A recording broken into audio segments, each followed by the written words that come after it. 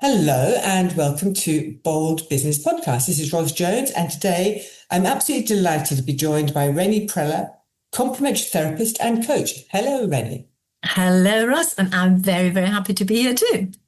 Fabulous. Well, tell me, complementary therapist and coach, that's very broad. So tell me, what is it that you get up to and why are you doing it? Yeah, so I've been a self-employed complementary therapist for 20 years now, and I offer sessions, therapies like reflexology and facial massage, head, neck, shoulder massage. But then in 2020, I became very menopause obsessed. As in, I needed to get as much information as possible about menopause, about support, about help, about what do we actually know. And it was a little bit disheartening. So I set up a Facebook support group and I started to do some more training. Menopause reflexology was one of them. And then I started some menopause workshops and it all, it was a really good fresh start or an addition to my complementary therapies. Yeah. Then last year, I took the plunge to do some additional training, and I did coaching training last year in 2024. And now I am a wellness coach, and I focus mainly on women in midlife, perimenopause, menopause, postmenopause, but also the aspect of aging in general is a hot topic, and it's a really great topic for me because I think I've been through so much myself, and when you have life experience, it's definitely a bonus because you really know what you're talking about. Yeah, I love this. So first of all, Renni, I'd love to know, you said you became obsessed with all things menopause. What triggered that obsession? My lack of knowledge. My lack of knowledge. I've gone through menopause and it wasn't bad in any ways. There were the hot flushes, the usual, the ones we talk about. But then I realized, nobody says anything about their journey, their menopause. So it makes people feel that they are the only ones. They're the odd one out because everybody seemed to be just cracking on with it. Everything's fine. So that's what triggered it, that I wanted to know more. I wanted to find out more from my clients, but also from health professionals. And yeah, that was the start and the trigger, but it was also the beginning of realizing that there's a lot of work to be done. And I think we've come a long way in the last 5 years, but we are nowhere near where I would like to see us to be. Yeah. There have been changes, haven't there? I think it's the idea that you can have a menopause policy and things like that, and it's actually okay to talk about menopause nowadays, rather than it being a taboo subject, which it was. Yeah. But what about this thing about now? I'm very interested in the whole idea of aging for different reasons, I think, than you are, Renni, because I guess. For me, I hear people talking about aging and women of a certain age and midlife things and whatever, but I don't feel that I know biologically I'm getting older, but I don't feel any older. So I don't think of myself as aging. No, I totally get where you're coming from. And I feel very similar. So I know that I'm getting older. I look at my passport, my date of birth, so I'm 62 now. So it's not so much that, but I've come across quite a few clients through my complementary therapies, but now also through my coaching, who do struggle in one way or another, who have a different attitude, whose attitude might have changed, who've lost their mojo, who've lost their self-esteem, their confidence, all of that. And I think it's brilliant to support these women because they do need support. Personally, yes, I think, obviously aging is part of life, and I'm not going, wrinkle-free or anything like that. I don't like the word anti-aging. I don't really know what that means because we need to age. We are aging. It's just part of who we are. And as I said, part of life. But I fully believe and respect that there are women out, men as well, but I focus on women who struggle with this phase in our lives.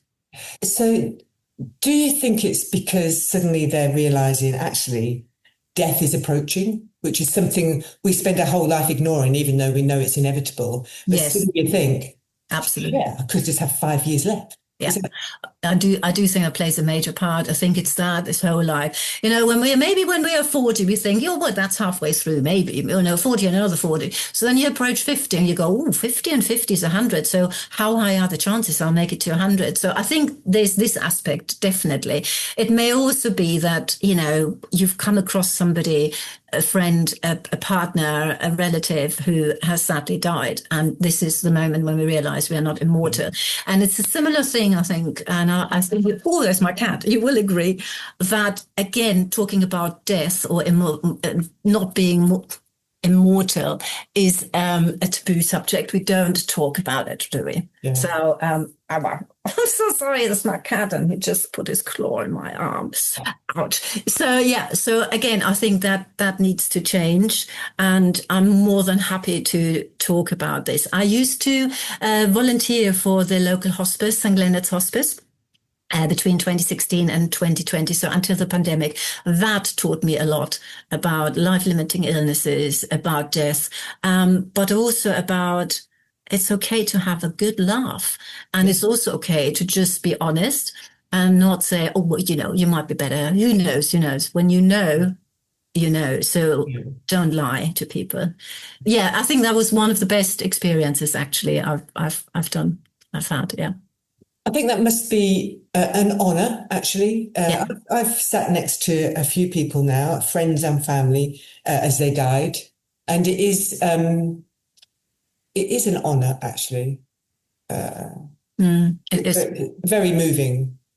It is very moving. And I remember our local hospice here in York's Court, St. Leonard's Hospice, a friend of mine was desperate to go to the hospice. She was in hospital and then was moved to the hospice. And that was before I've ever set foot into it. And it was described as a hotel. And I was not impressed, listening to this. How can this be a hotel? But actually, as soon as I arrived, I felt exactly the same. It's amazing. And what people do there, members of staff, volunteers, is amazing too. So for me, this all fits quite nicely together. My experience in the hospice, my own life experience, obviously, at the age of 62, you have got life experience. My own way of looking at things, I feel, it's lots of puzzle pieces, and they all fitted quite nicely together to be able to do what I do now. I love that. It's like everything, even if you end up doing something sort of different from what you started, everything has contributed, hasn't it, to that? And I don't know whether you feel that you've reached your final sort of legacy piece now, or whether there's more to come. Yeah. But I know I've had the same thing. I've been, doing various projects and different just experimenting, really. And then finally, just recently, I've realized actually this is it. This is the thing that I've been aiming for. And it's like nothing's wasted, is it? It's just like a whole wonderful, joyful journey, even though it doesn't always feel joyful, but yeah, it's not always. Of course, it's not awful, but not always. But I am really grateful for all of this, and I think this is the last thing. Last year the training. I think that was probably it. It's something I think I've been wanting for a very, very long time. It's like the last piece in my jigsaw. Yeah. I've not mentioned that I'm also a very, very happy Tropic Skincare ambassador, and again, when we talk about aging, pro-aging, not anti-aging, our skin is going to change without a shadow of a doubt. Again, it's quite nice to have that tool in my little toolbox as well. So that fits too. So complementary therapist, Tropic Skincare, and coaching. Yeah, fabulous. And do you do this, is this all in person or is it online or a mixture? I mean, the complementary therapies, obviously, they have to be in person. And Tropic is mainly in person because I like playing around with products. I like having people around and just try and smell and whatever they'd like to do. But obviously, I can also borrow bags out or whatever. Coaching is both. So coaching is Zoom and it is in person. It depends on where my client is. It depends on their preference as well. I was super excited once I finished my training that I could finally offer something which doesn't have to be in person. Yeah. Well, it makes it, you've got so much more flexibility and able to help so many more people, aren't you? Absolutely.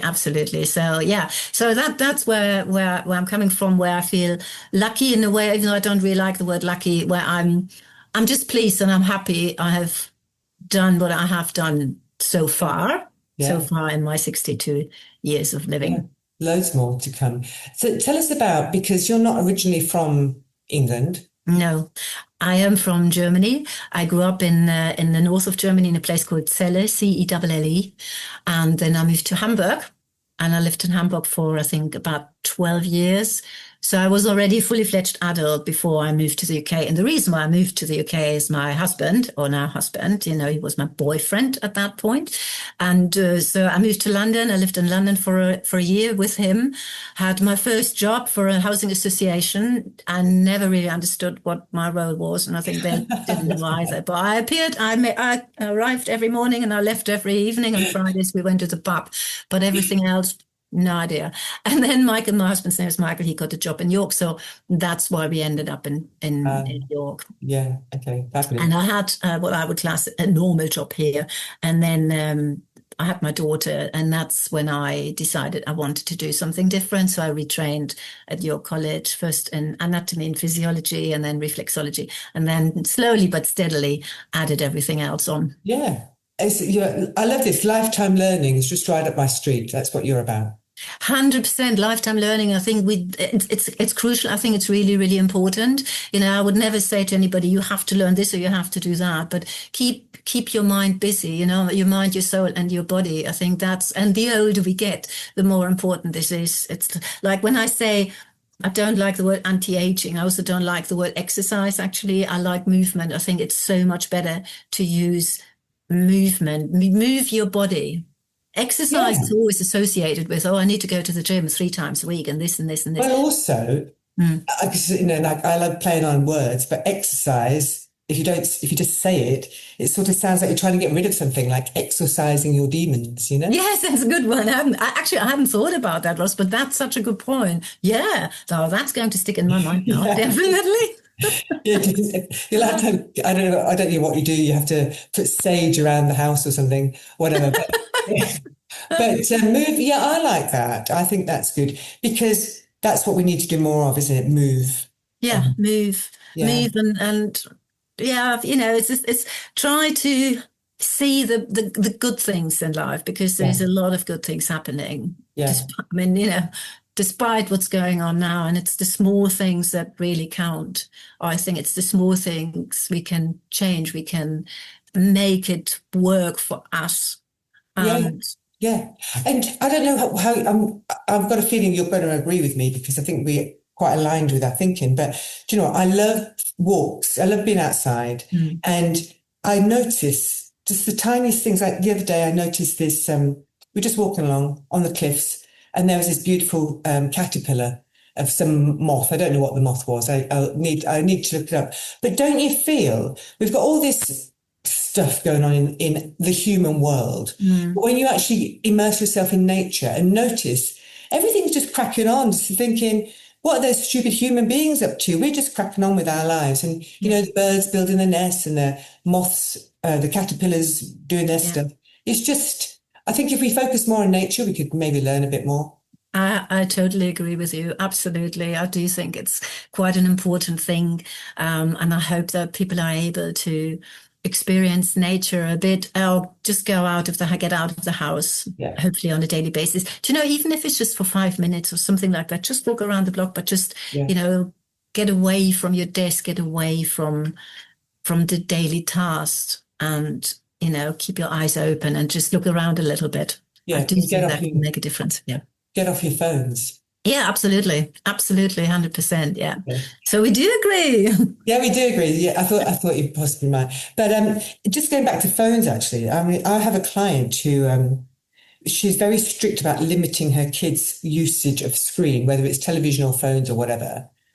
But I think maybe what if we did that for ourselves? It's like, actually, you've exceeded, have a little bell go off when you've been on there for an hour, and that's your lot. No more today. Yeah, I think that's a good idea. I mean, I have to hold my hands up. I get sidetracked really, really easily. I don't like it. Obviously, I tell everybody not to do that. It's always easier to tell other people what to do. Yes. That goes without saying.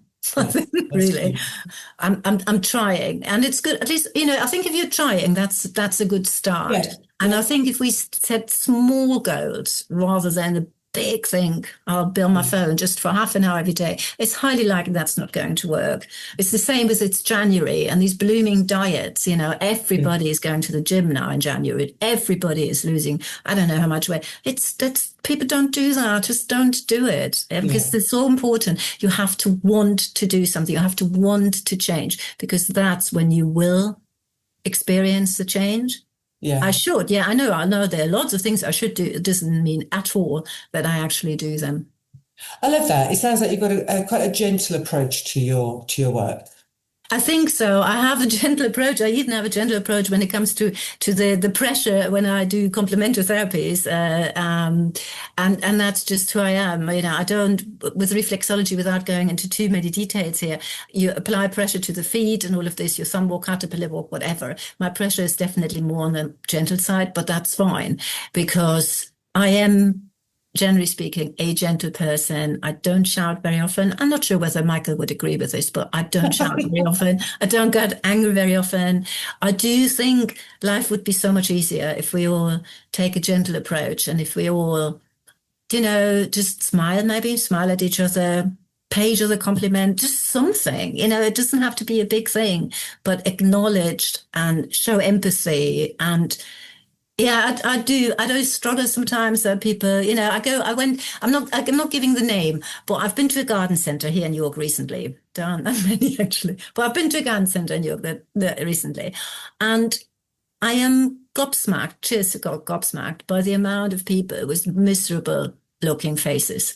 And I think this is a beautiful place. Yeah. It's almost in nature. You've got all this beautiful place. The food is fabulous. You've got the time and obviously the money to sit here because you can afford a drink or a cake or both. Yeah. Why do you look so miserable? Yeah. It astonishes me. It is really, yeah, it's just one of those things. So yeah, coming back to when you say gentle approach, yeah, I think being gentle is who I am and hopefully smiling most of the time. Yeah, love it. I love it actually. So actually, before we wrap up, then I would like to. So I'm once say I've come to you as as a client of yours. What three pieces of advice would you give me on my pro-aging journey? Well, so I shouldn't really give advice. I guess, you've got the answers, but let's say I would give you advice. What I would say is approach every day with a positive mindset. The thing with being grateful is a tricky one. Is another really tricky word, so I probably wouldn't say that. I would say make sure to use your brain and to use your body, mind, and soul on a daily basis. And I would say make sure you've got somebody to talk to. Never bottle things up. Yeah, If there's something you need to get off your chest, I hope you have somebody. I love that. Thank you so much. It's been an Pleasure. absolute pleasure talking with you, Rennie. And yeah, I just love what you're doing. So wish you all the best with that. Thank you. Before we go, how do Yeah. people get in touch with you? Where do they find more info? Yeah, that's a really good point. So obviously I have got two websites because of two different businesses, but I give you the www.renniprellecoaching.co.uk or my email is my name, renniprelle@aol.co.uk. Fabulous. Thank you. Pleasure.